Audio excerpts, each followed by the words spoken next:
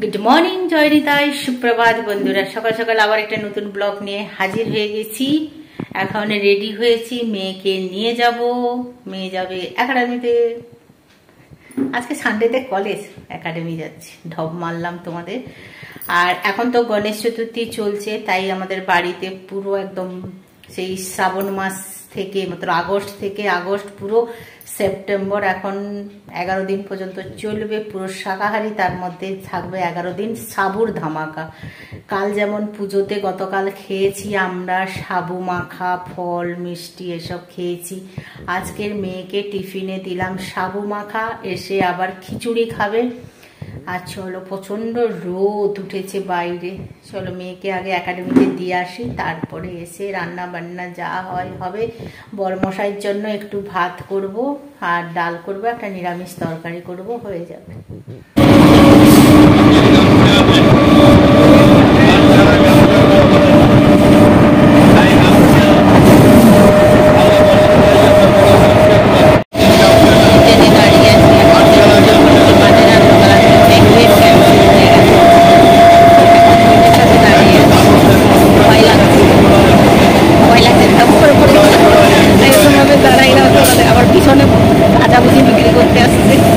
আমি আমার বড় মেয়ে ট্রেনে গেলাম, বড় মশাই আর ছোটো মেয়ে যাচ্ছে বাইকে, স্কুটিতে করে ওরা যাচ্ছে ওদের কাজে।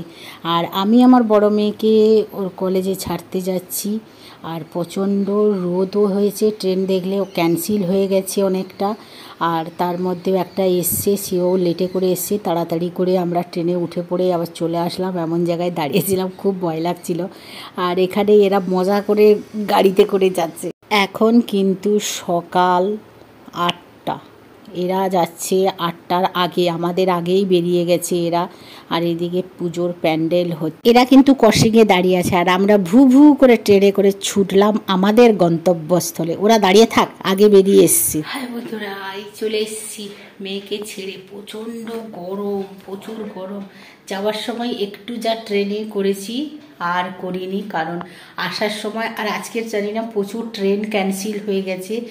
যাওয়ার সময় যেটা 8:58 ছিল, সেটা 9:10 ধরেছি।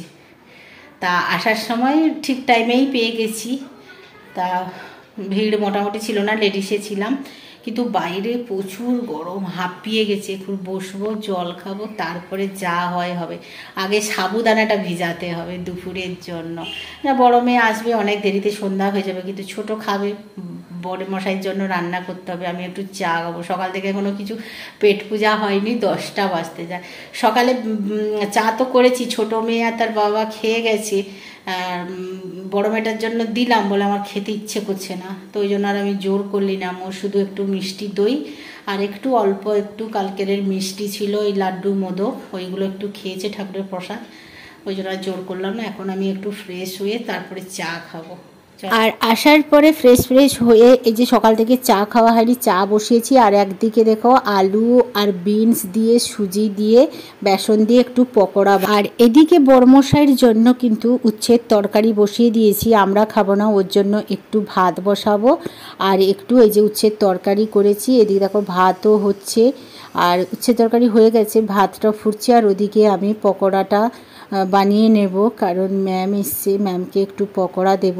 চা আমিও খাইনি, একটু চা খাবো।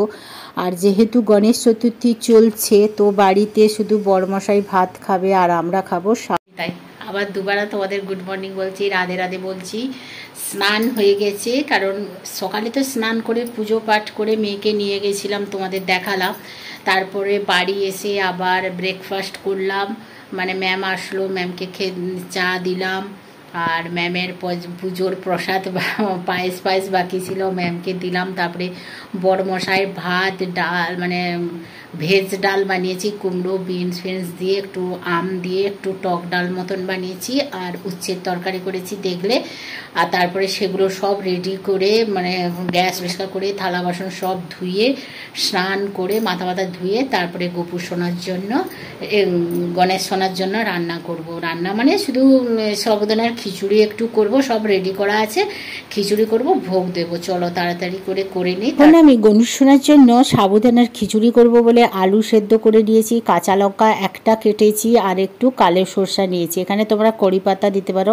কারি পাতাটাকে কুচিয়ে দিলে কিন্তু সাবুদানার টেস্টও সুন্দর হয়।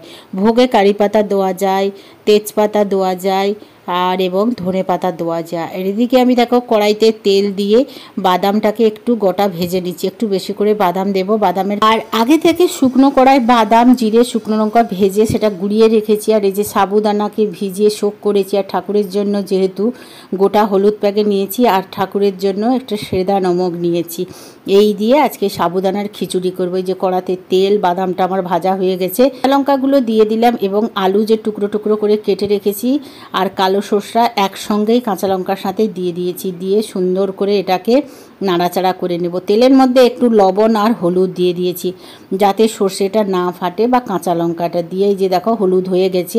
এবারে আলুটাকে ভালো করে এর সাথে একটু নাড়াচাড়া করে নেব। যে বড় আলুটা আছে সেগুলো একটু ভাঙা ভাঙা করে নেব।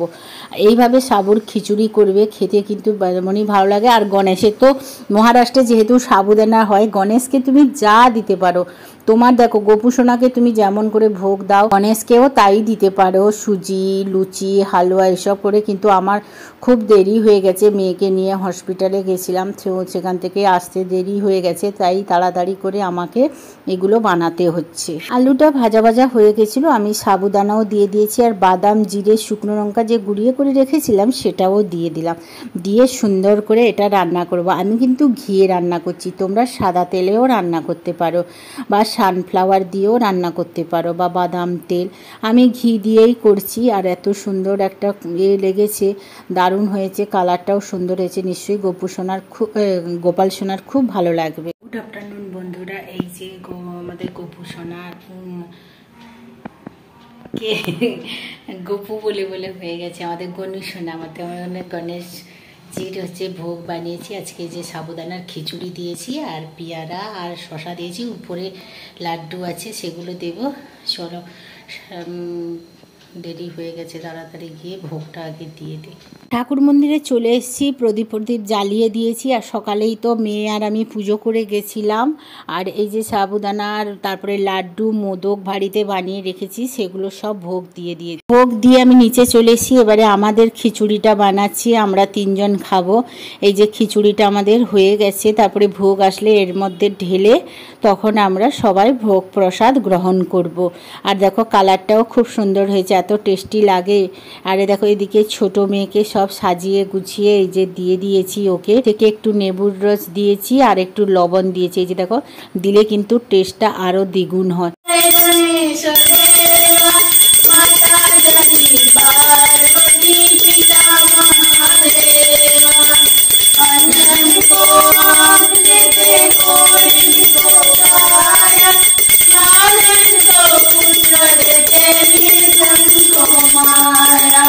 जय गणेश जय गणेश जय गणेश देवा माता जगती पार्वती पिता महादेवा।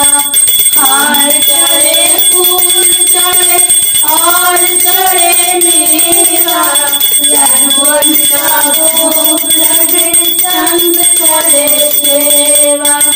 जय गणेश जय गणेश जय गणेश देवा माता जगती पार्वती पिता महादेवा।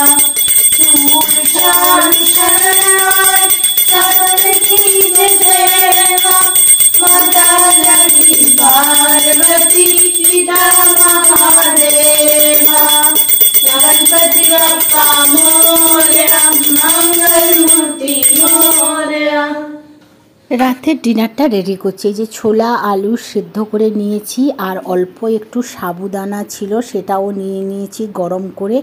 এবারে উপরে এই যে দেব একটু শশা কাঁচা লঙ্কা কুচি করে নিয়েছি, এগুলো একদম একে একে দিয়ে দিই। ছোলাতে একটু লেবুর রস দিলে কিন্তু দারুণ টেস্ট আসে। তারপরে একটু লবণ দিয়ে দেবো, দারুণ একদম জমে যাবে। ওপর থেকে দিয়ে দিলাম একটু ঝুরি চানাচুর, দিয়ে সুন্দর করে এটাকে আমি গুলিয়ে নেব, একদম জমে যাবে। আর এদিকে আছে সাবুদানাটা যে নিয়েছিলাম তার উপরে একটু ঝুরি চানাচুর দিয়ে দিয়েছি। চলো ডিনারটা করি। আজকে সারাদিন আজকে গণেশ চতুর্থী দ্বিতীয় দিন, আর সারাদিন কি করলাম সবটুকু তোমাদের সাথে শেয়ার করলাম।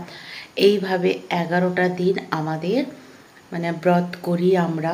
আমার বড় মেয়ে করে, ছোট মেয়েও করে, সাথে আমাকে করতে হয়। দুটো বাচ্চা যেহেতু করে, তাহলে আমি কি করে না করে। আর দুপুরে তো দেখলে সাবুদানার খিচুড়ি খেলাম, বড় মশাই রুটি খেয়েছে, ভাত খেয়েছে। আর সন্ধ্যের সময় বড় মশাই একটু খিদে পাচ্ছিল বলে ও চানাচুর মুড়ি আচার তেল খেয়ে নিয়েছে, দিয়ে বলল যে না আমি আর খাবো না। তাই আমি আর রুটিটা বানালাম, তরকারি আবার ফ্রিজে রেখে দিয়েছি।